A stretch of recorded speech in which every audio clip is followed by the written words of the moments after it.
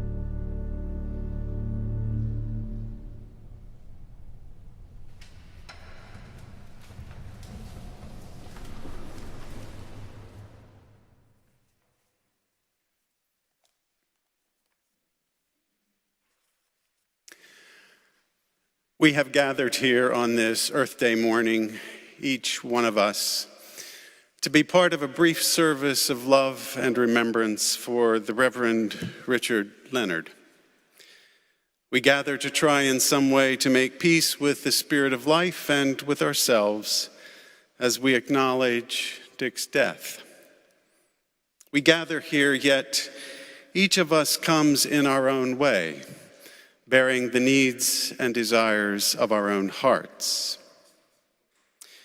In a passage from the ancient book of Ecclesiastes that maps the rhythm of life on planet Earth, a rhythm that resonates with the inescapable counterpoint of birth and death, of love and loss, we read, "For everything there is a season, and a time to every matter under heaven, a time to be born and a time to die, a time to plant and a time to pluck up what was planted, a time to weep and a time to laugh, a time to mourn and a time to dance, a time to embrace and a time to refrain from embracing, a time to seek and a time to lose, a time to keep silence and a time to speak. For everything there is a season and a time to every matter under heaven." For Dick, perhaps ironically, but perhaps also fittingly, the day after Thanksgiving was a time to die.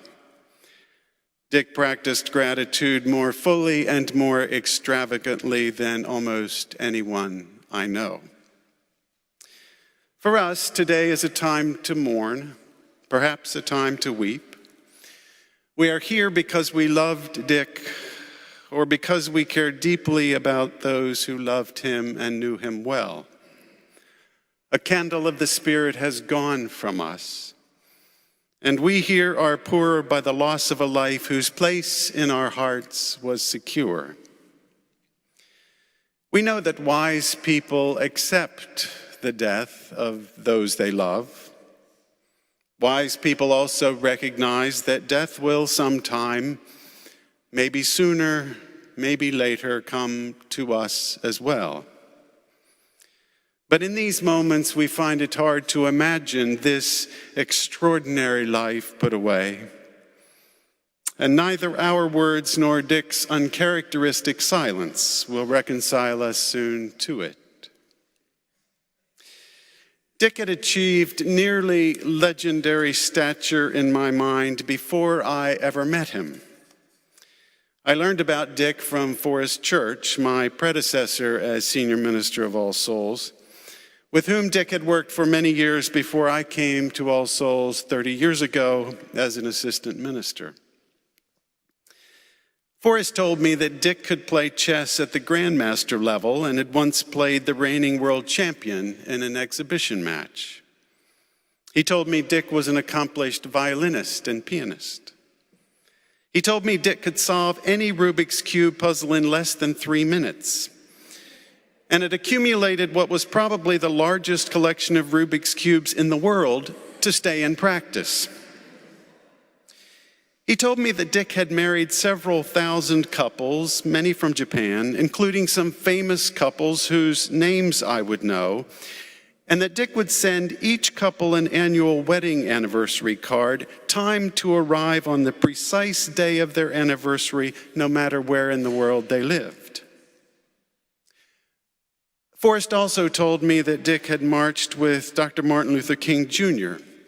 in his now famous 1968 march in Selma, Alabama, and that it was only sheer happenstance that Dick had not been present, though he was nearby, when racist thugs inflicted the wounds upon Unitarian Universalist minister James Reeb, from which he would later die.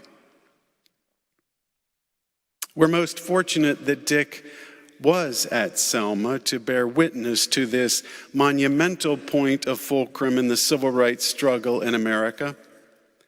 Dick's capacious intellect, His precise calibration of the facts, his meticulous attention to detail, these qualities for which he had rightly become near legendary, give his account in the book Call to Selma, 18 Days of Witness, its moral force and narrative power. It's a compelling read and a necessary chronicle of the difference people of faith can make in the public square. In my final conversation with Dick, just a couple of days before he died, he expressed to me a deep sense of gratitude for his long and capacious life. He said, "I've had a very good life. I am the luckiest person I know. I've dodged death at least 10 times and lived to tell about it. I was fortunate enough to be able to go to Selma, and my life could just as well have ended there, but it didn't. My children have all turned out well, and I've had a deeply satisfying ministry." He then added again, "I'm the luckiest person I know."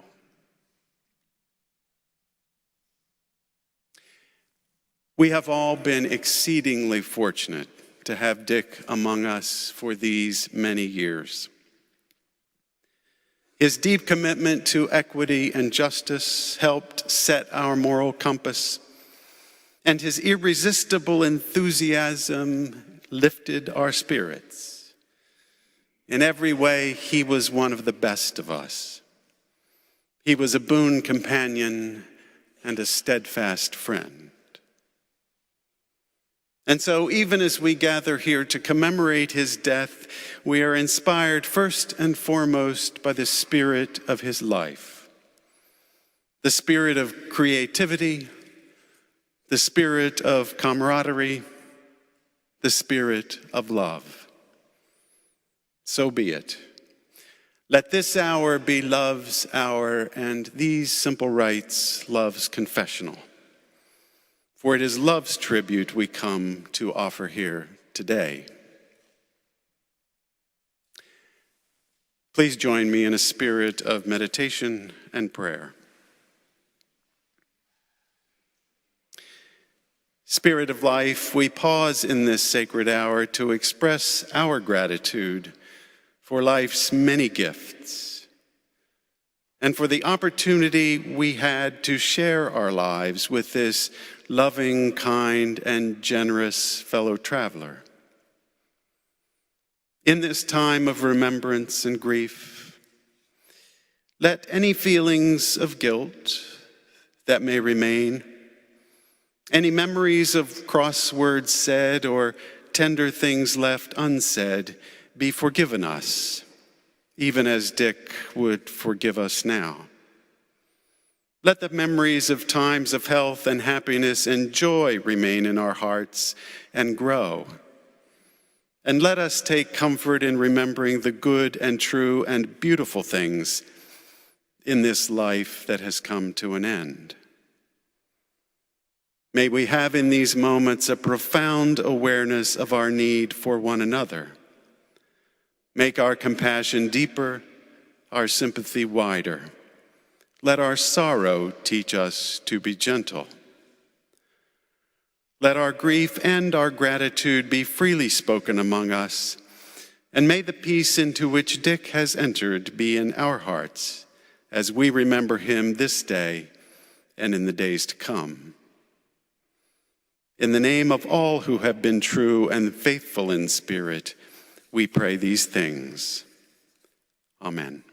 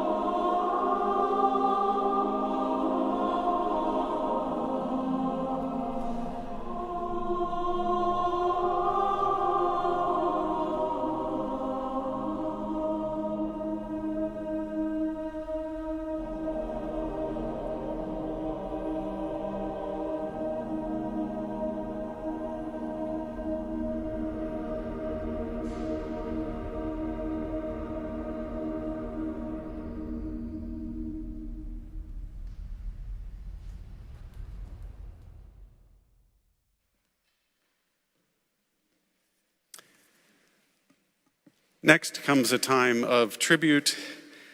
Ken Mason, Polly's son, and Dick's stepson will begin, followed by Dick and Polly's granddaughter, Jennifer Thilo. And then Dick's niece, Julie Chilton, will offer a quintessentially Dick Leonard type tribute, a song titled Foolish Questions. Wait for it. And then Pamela Patton and Dick's daughter Elizabeth will conclude our tributes. So I ask them to come each in turn, beginning with Ken.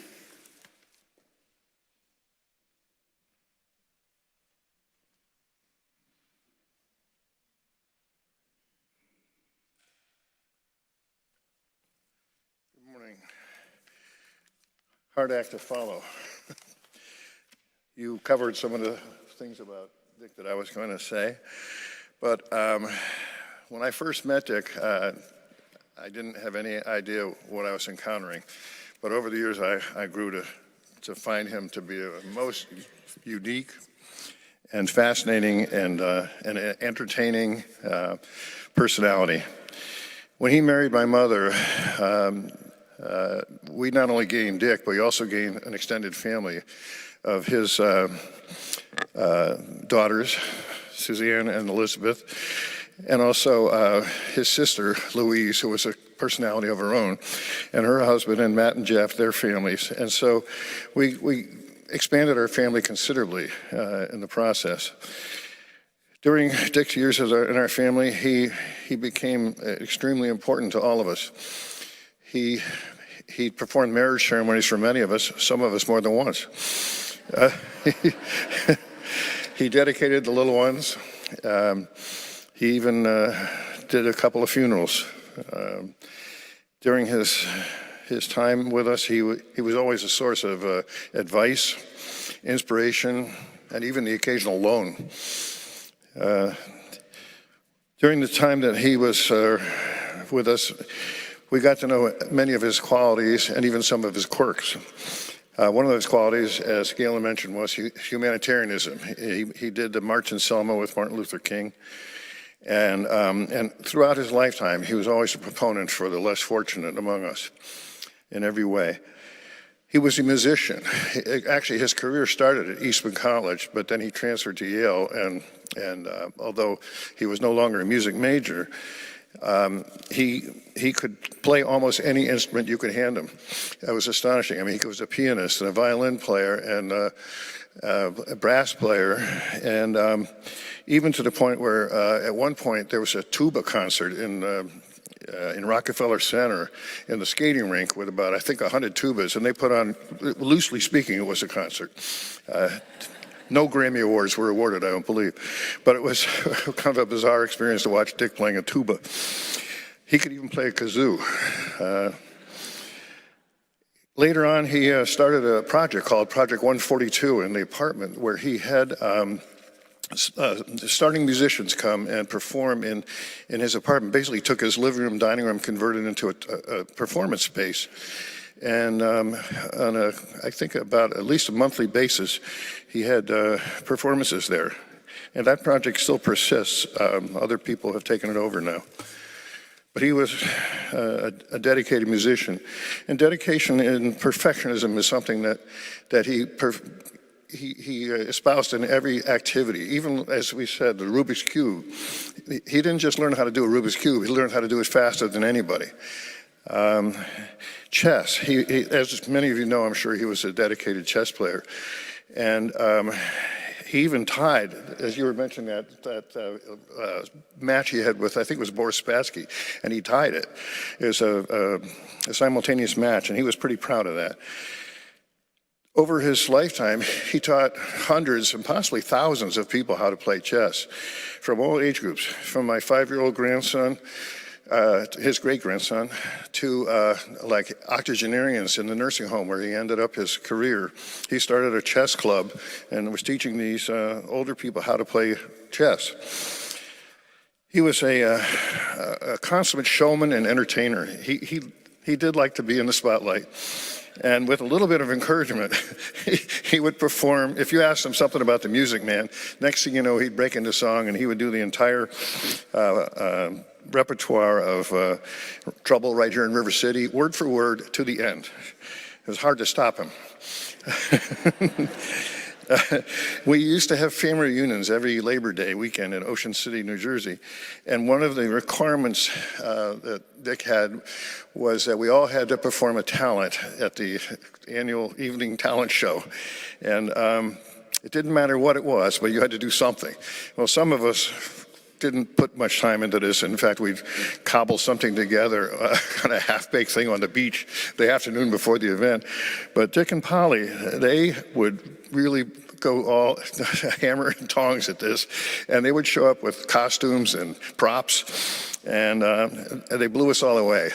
Their magic tricks and musical performances were really over the top. But most important thing about Dick is that he was a really loving, supportive member of our family and the extended family. He was a wonderful stepfather, grandfather, great-grandfather, and most importantly, he was a wonderful husband for my mother, who just worshiped him, and I think he worshiped her too. They traveled the world together and had many adventures.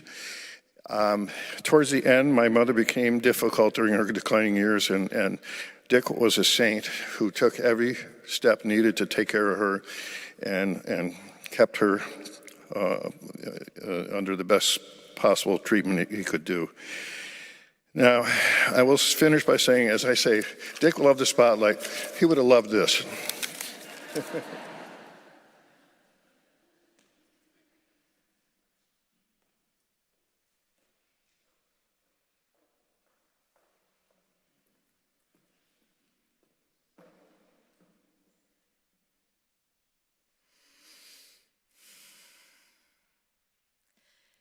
Some of you know him as Dick, or Reverend Leonard, or Dad.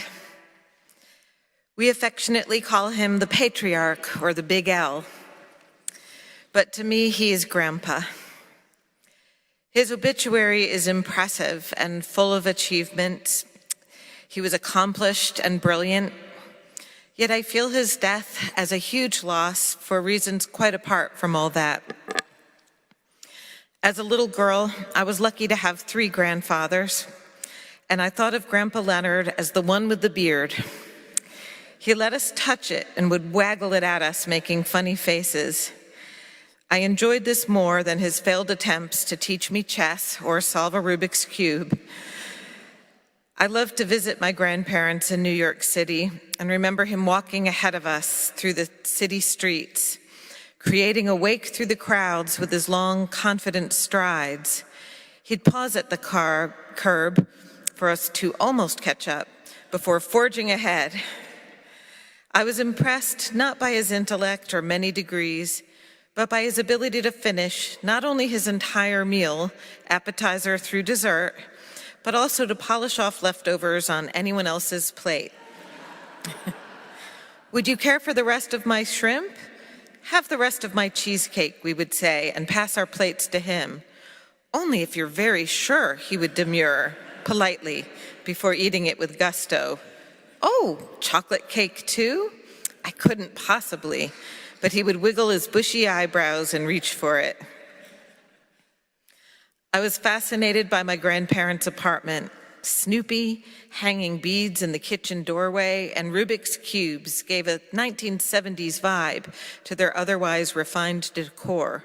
And of course, the penguins. The plump and dapper birds, usually coupled, seemed the perfect symbol for my grandparents, who are also like bookends, finishing or correcting each other's sentences, trading sections of the New York Times, and coordinating church, wedding, or family gatherings with their complementary skills. When she was bossy, he was genial. When he was aloof, she was engaged. When they disagreed, they kissed and made up immediately. They kissed a lot, it seemed to me. Happy anniversary, she would call out on a seemingly random date or time and blow him a kiss across the table.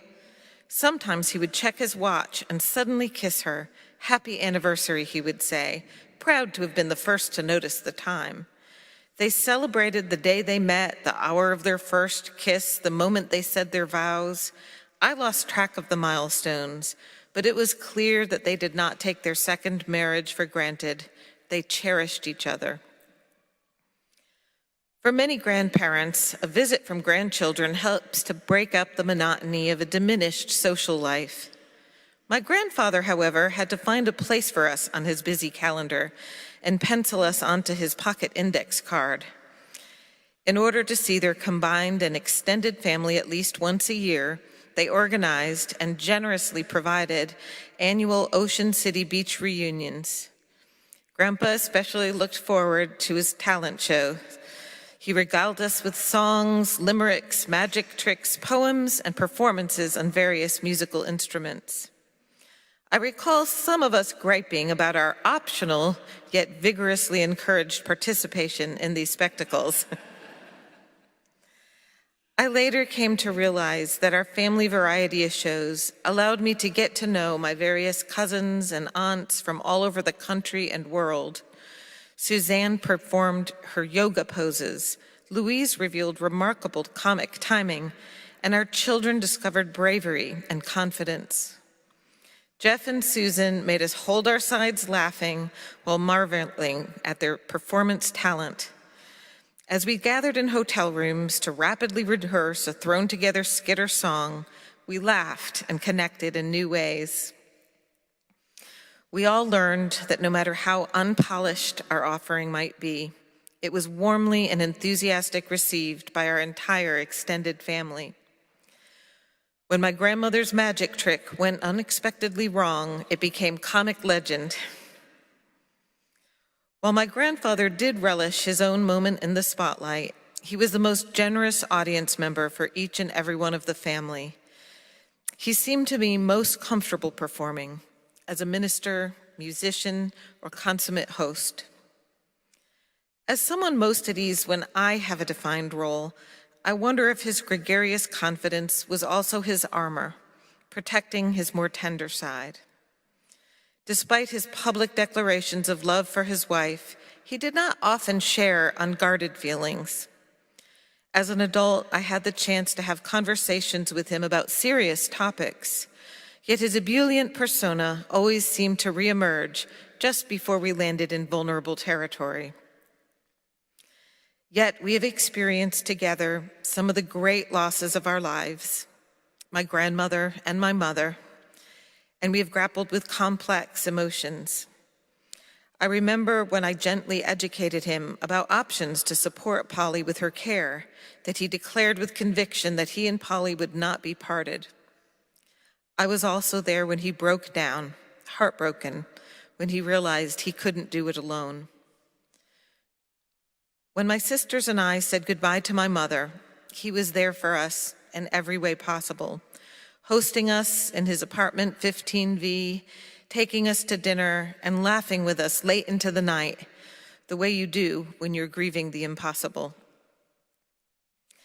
I have always been comforted to know that when I was not there for my sister at the very end, he was there to sob with her at my mother's bedside. Not long ago, he asked one of my clients about his relationship to me.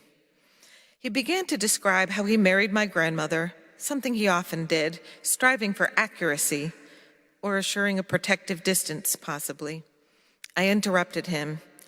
He is my grandfather, and our eyes met for a brief, unguarded moment. You are and always will be my grandfather. I will miss you and hold you as a part of me always.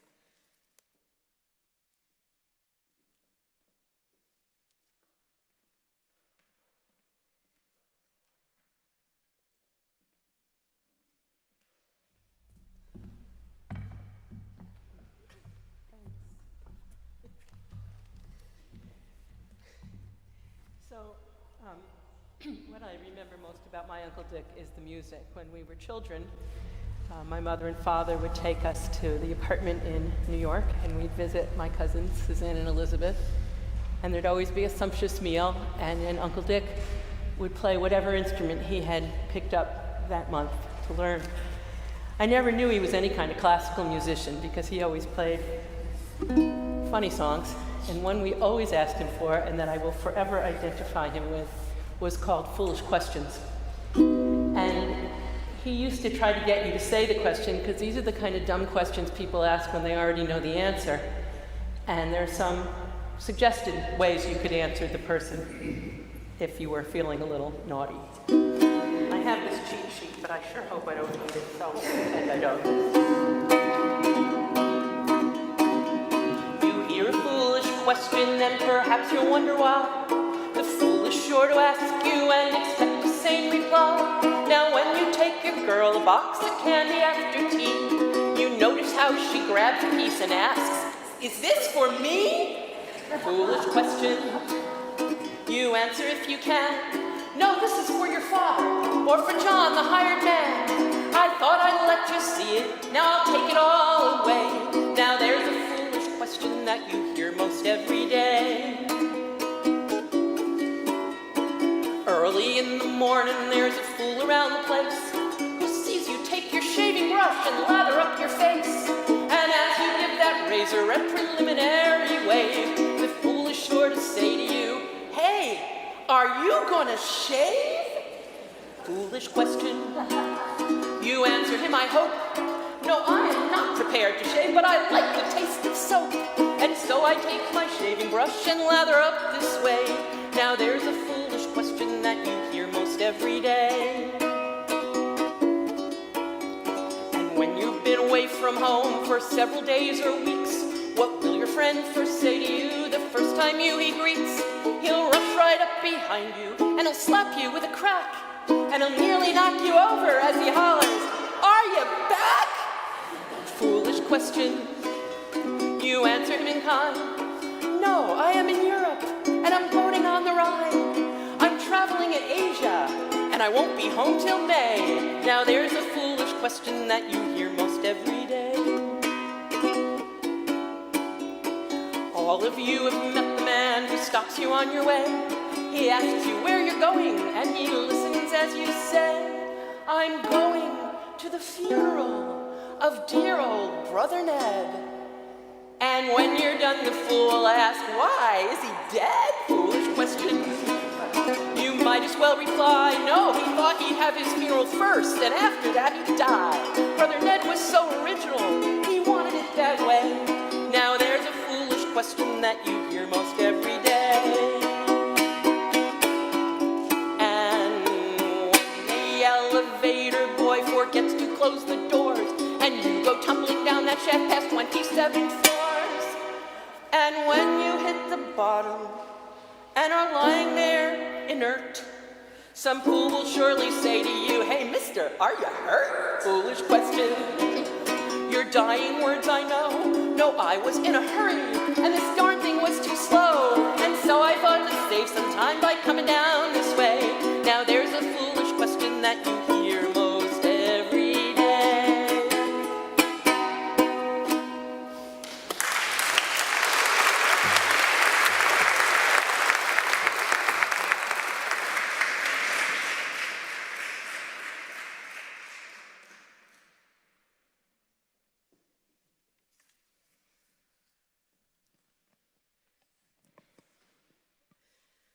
So I know we all feel Dick's spirit here in this sanctuary with us today. All that talent and exuberance that spilled out of him into us individually and collectively. I see Dick in every nook and cranny of this building. Cruising coffee hour by foot or by scooter, giving out Hershey kisses to those of us who deserved it because we were wearing a name tag. And during the year of our bicentennial, urgently pitching our fabulous All Souls at 200, the book was affordable thanks to Dick's collection of anonymous underwriters. but you'd better buy now because supplies will not last. He and I shared an office space which was very narrow. We'd constantly bump our chairs back to back, and whenever we did, we would both burst out laughing. I'd often find piles of notes, articles with little handwriting from Dick on it, greeting me or reminding me of something, or even sometimes a haiku. We'd go to lunch together nearby, which offered the benefit of delightful conversation and the bonus of a quick workout during our brisk, and I mean breathlessly brisk, walk to the nearby restaurant. When Dick started using the scooter, he made it seem like an easy transition. He would say that he felt like a 17-year-old boy, except for his knees. So it took him a little longer to get upstairs and a little longer to get downstairs because he had to take the elevator. But his back and forthing on the elevator in his scooter defied physics. He had the efficiency of getting in there that he did with which he solved Rubik's Cubes. Methodical, patient. I have many memories of Dick in this sanctuary. He showed up for worship one February Sunday after 2 feet of snow had dumped on the city overnight, all of the sudden. Our worship assistant that day, Corey, welcomed all of us by saying, "What are you all doing here? You should be home. It's not safe." Dick wasn't home. In fact, his commute was easier because there were no cars on Broadway, so he could drive right down the middle. My reprimands did not do a speck of good. His exuberance prevailed. I can hear Dick's booming greetings in all these All Souls spaces. His jolly good morning was a mood booster. He reserved his quieter voice for the serious conversations, like when he pulled me aside after I led one of my first services on a Sunday. He wanted to tell me that the prayer and the sermon had been a balm for his grief. He took every opportunity to encourage me in my work, and I can still feel his hand on my forearm as he expressed his affirmation of my ministry. My relationship with Dick felt special, but that's because he made all of us feel that way. He inspired thousands of us at All Souls over the years, and that's not even including all the couples he married, all the musicians, all the chess players. His chess ministry was a perfect example of his ability to connect and to lift spirits. When he taught chess on cruise ships, he told me he would strategically position himself on deck outside of a high-traffic doorway with a giant chessboard. Who could resist that? At 305 West End, he invited his neighbors in assisted living to play chess because he felt it would bring them happiness and affirm their self-worth. He told me, "People don't think they can do it, but I show them they can." Dick did that for the whole of All Souls. His talent and exuberance will contribute to the vitality of this community for many years to come. I'm sure that will still be true when we publish All Souls at 300. What a blessing.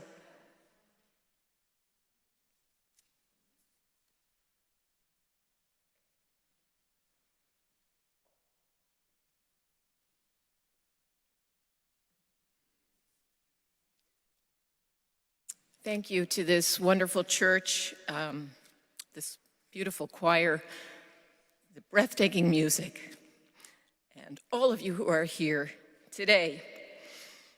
Before I begin the remarks I prepared, I want to remind you, if you can, to please sign the guest book that is out in the back. It's the same guest book we had for his lovely 95th birthday celebration here at the church, which was so wonderful, and many of you were here for that just a few months before he died. There were, when I came into the sanctuary, copies of his books still out there. If they're still there, please help yourself. And if they're gone, the wet cement copies, because my dad did everything in a big way, I have more at home. Just come see me, give me your address, and I can mail you a set of his books.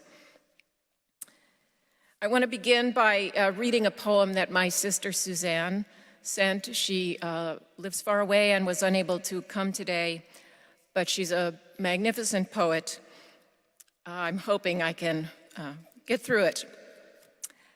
Suzanne writes, "Who was this smiling public man, this Unitarian of all souls, this marcher for freedom and teller of tales, this joyful human being, this gifted musician and master of chess, this friend to the needy world, marrying thousands of couples and voyaging around like a memorable melody.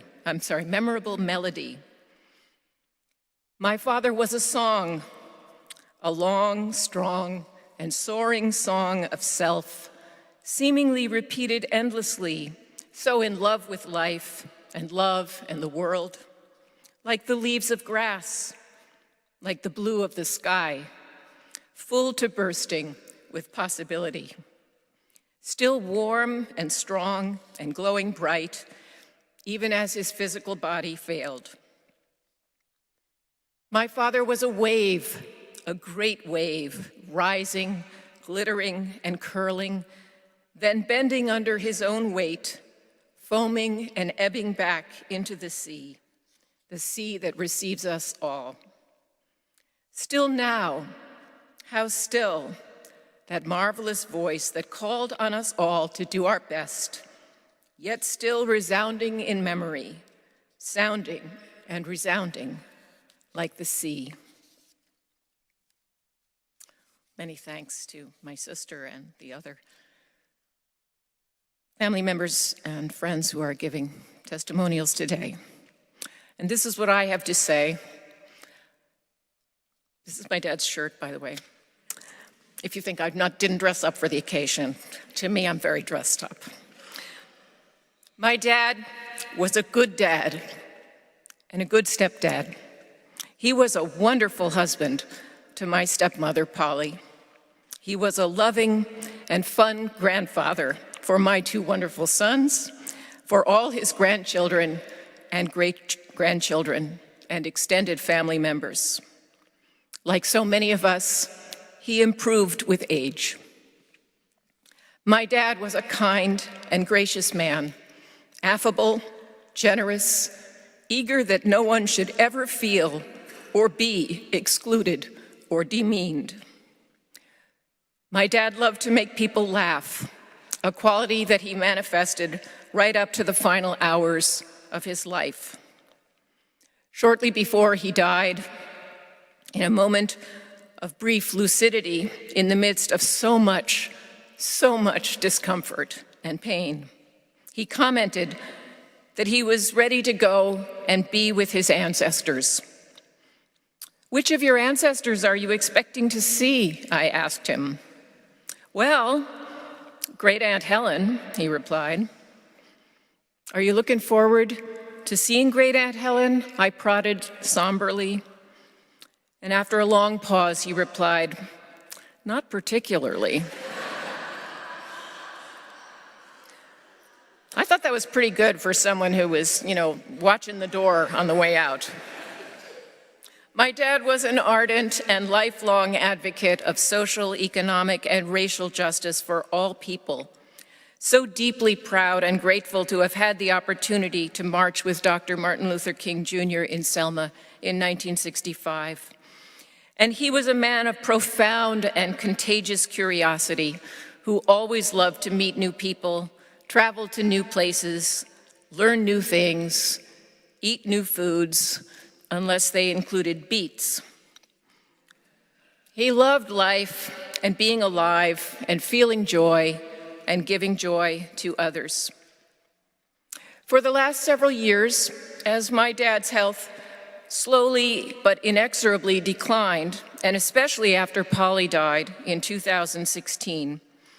He and I became bonded in ways I had not experienced with him, frankly, growing up, or really over most of my life.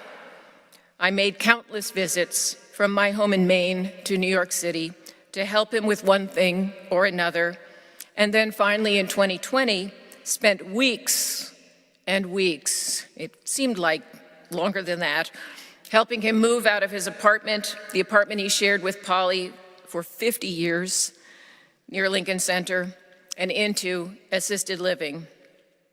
Over these years, these final years, there were hundreds and hundreds and hundreds of phone calls back and forth, and that's probably an undercount.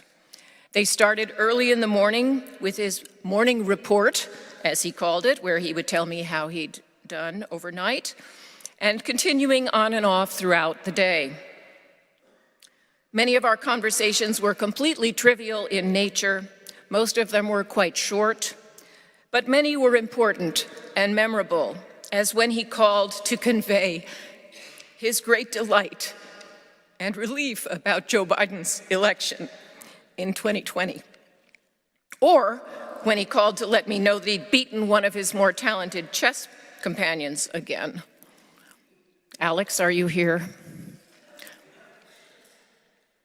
Some days, and especially in the last couple of years as his health deteriorated more precipitously, his life became harder, and his mood was actually not always as upbeat as one might think from the testimonials we've had today.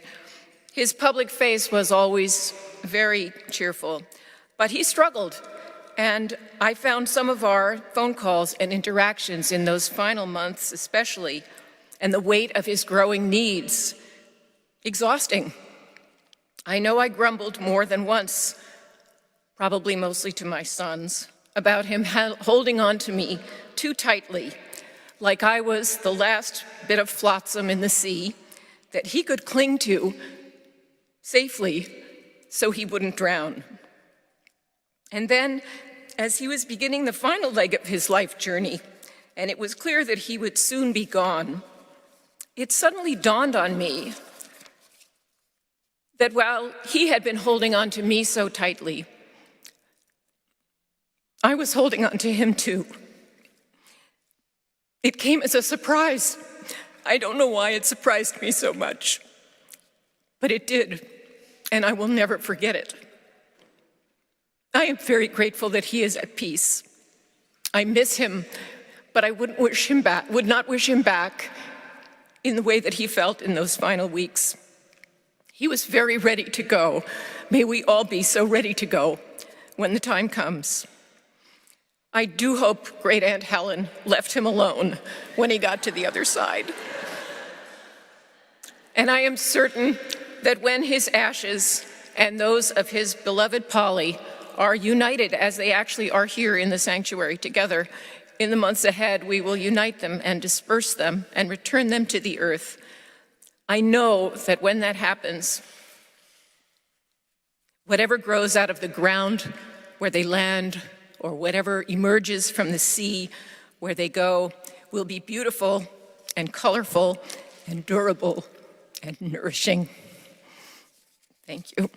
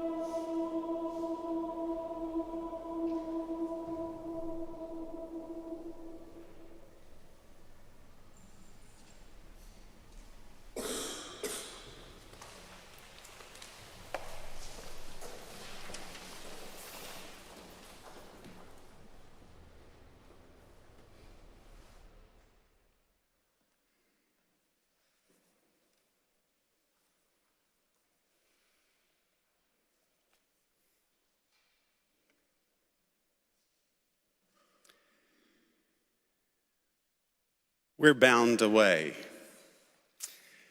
Dick always seemed to be going somewhere, usually fast. He lived with a carefully calculated yet completely free sense of abandonment. Yes, he was a perfectionist, but he pushed the boundaries more persistently than perhaps anyone I know. One of my most indelible memories of Dick, it's an image that Pamela referred to earlier. Streets, sidewalks deep with snow. Dick is commuting in his scooter, and he decided that the center lane of Lexington Avenue belonged to him. And I can still see him pell-mell down the center lane, coat flying back of him like a superhero costume. Move over, bus. This center lane is mine. He was something of a superhero to many of us. His joie de vivre, his enthusiasm, his creativity, his sense of playfulness inspired all of us.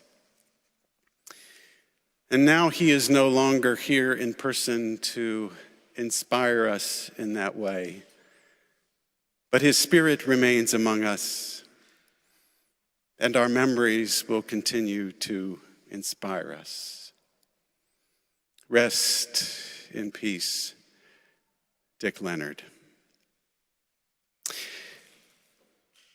Our final tribute today, our closing words, are words that Dick heard many times spoken in this sanctuary. And I close our service today with these words at his request. This is a richer universe than any of us know or dare to dream. Through countless eons, the stars have rolled on in beautiful and undiminished speed, lighting we know not what, other worlds. Here on earth, the seasons have revolved for centuries of centuries, and earth too has known its ice ages. Yet seeds have not failed.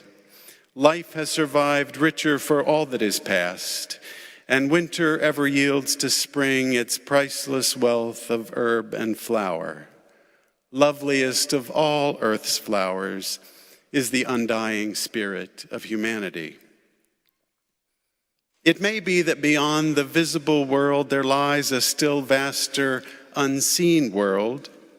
Before the sublime mystery of life and spirit, the mystery of infinite space, of endless time, this universe of light and stars and mind, we stand in reverent, if unknowing, awe.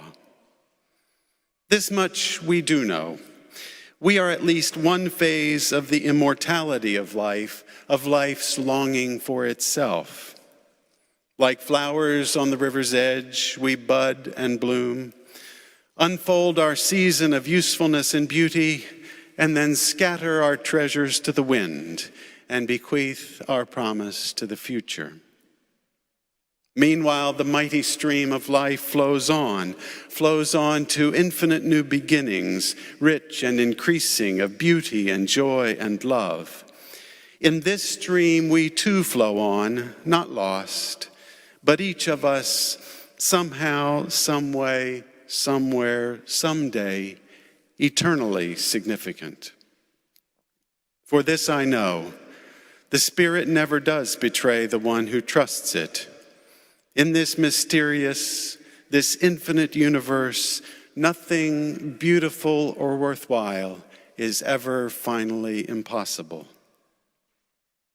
So here we are, the miracle of thought we cannot fully understand, the mystery of life and death we cannot fully comprehend.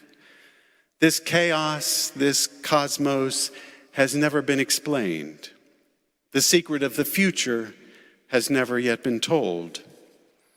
We love, we wait, we serve, we hope, we fail, recover, wait, hope, and love a little more.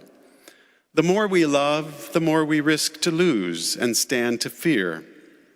Upon the tenderest heart, the deepest shadow falls. Yet all paths, whether filled with thorns or flowers, or filled with both thorns and flowers, all paths end here. But character survives, goodness lives, and love, I swear it, is immortal.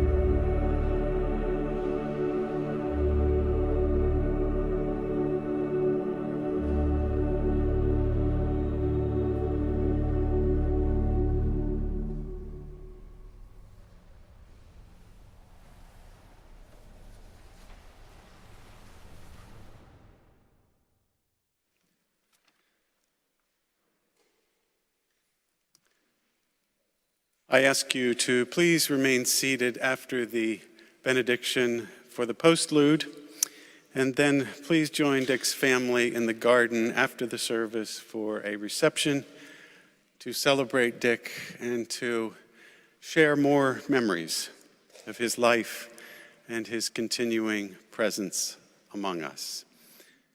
Dick appears to have had a word with someone about the weather, so we will enjoy being outside together. And now in our going, may God bless us and keep us. May the light of God shine upon us and out from within us and be gracious unto us and grant us peace. For this is the day we are given. Let us rejoice and be glad in it. Amen.